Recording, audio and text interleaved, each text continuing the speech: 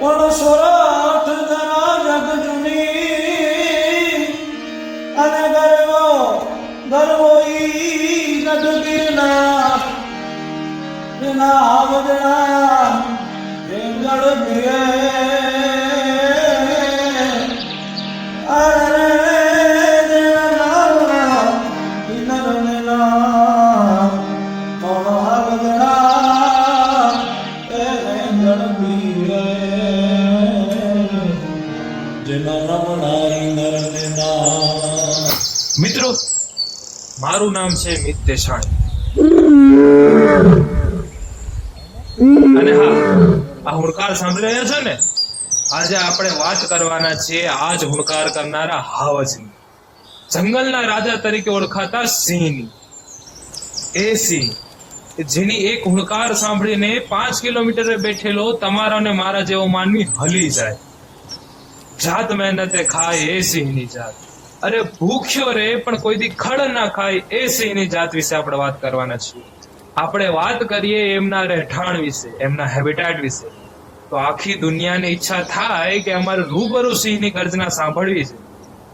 અને જ્યારે એ ગર્જના એમના કાનમાં પડે છે ને, તો એ ગર્જના સિંહની નહીં પણ આખા ગુજરાતની ગર્જના હોય છે. ખબર છે કેમ? કારણ કે હાવજને રાખવા માટે પણ હાવજ જેવા કાળજા જોઈએ જે ગુજરાતની ધરતીના લોકોમાં છે. એક રિપોર્ટ અનુસાર આપણા ગુજરાતના ગીરમાં 600 થી 700 હાવજોની સંખ્યા જોવા મળે, જે ખૂબ સારી વાત છે. વાત કરીએ એમના કન્ઝર્વેશન અને સાંસ્કૃતિક મહત્વની, તો આપણી ભારત સરકાર દ્વારા એક પ્રોજેક્ટની શરૂઆત કરવામાં આવી, ધ એશિયાન્ટિક લાયન રીઇન્ટ્રોડક્શન પ્રોજેક્ટ, જે આપણા હાવજની સુરક્ષા અને એમની લુપ્ત થતી પ્રજાતિને બચાવવા માટે હતું. અને કલ્ચરલ સિગ્નિફિકન્સ એટલે કે સાંસ્કૃતિક મહત્વમાં તો આપણે જાણીએ જ છીએ કે ભગવાન વિષ્ણુના 10 અવતારમાંનો એક અવતાર હતો નરસિંહ અવતાર. જગતનો ધણી જે અવતાર માટે એને પસંદ કરતો હોય તો આવા હાવજનું માન કેટલું હશે? મિત્રો, આપણા ગુજરાતની ભૂમિ સંતોથી, તીર્થ સ્થળોથી, લોક કલાઓથી શોભે છે. અને એમાં હાવજની વાત આવે તો વિશ્વમાં પહેલા નંબરે આપણી ગુજરાતની ભૂમિ, એમાં સૌરાષ્ટ્રની ભૂમિ વખણાય છે હાવજના લીધે.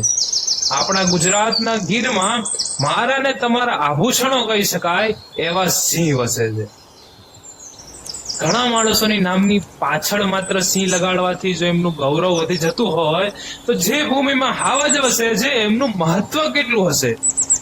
હું બસ આપને એટલી જ અપીલ કરું છું કે આપણે સિંહને બચાવવા અને ગીરને બચાવી એ મારો અને તમારો સ્વધર્મ છે.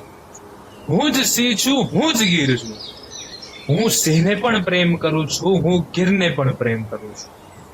એટલે જ દરેક માણસે આ સિંહ માટેની કાળજી લેવી જોઈએ. અને કોઈ સિંહનો શિકાર કરતું હોય અથવા તો એમને હાનિ પહોંચાડતું હોય એવા સમાચાર મળે તો વન વિભાગને જાણ કરવી અથવા બને એટલા પ્રયત્ન કરવા એમને બચાવવા માટે. મારી ને તમારી ગૌરવ ગાથામાં જેમનું અતિશય માન છે એવા હાવજ આપણી ભૂમિમાં વસે છે, એનું આપણે ગૌરવ લેવું જોઈએ. આજે હું ગર્વથી કહું છું કે ગીર મને ગમે છે, ગુજરાત મને ગમે છે, અને આ ગુજરાતનો હાવજ એ સિંહ મને ગમે છે. અને અંતે બસ હું એટલું જ કહીશ, આપણે તો અભ્યાસ પણ એવી જગ્યાએ કરીએ છીએ જેના નામમાં સિંહ આવે છે, ભક્ત કવિ નરસિંહ મહેતા યુનિવર્સિટી. તો આપણે તો ગૌરવથી ગજ ગજ થઈ જવું જોઈએ.